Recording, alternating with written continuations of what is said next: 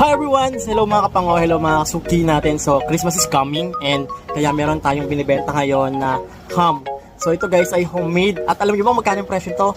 100 pesos lang ang isang bilog. Pero pag kukuha kayo ng dalawa, 180 na lang for 2. Sa 100 pesos, I'm sure masasarapan na rin kayo nito kasi ito yung ham na medyo sweet na salty.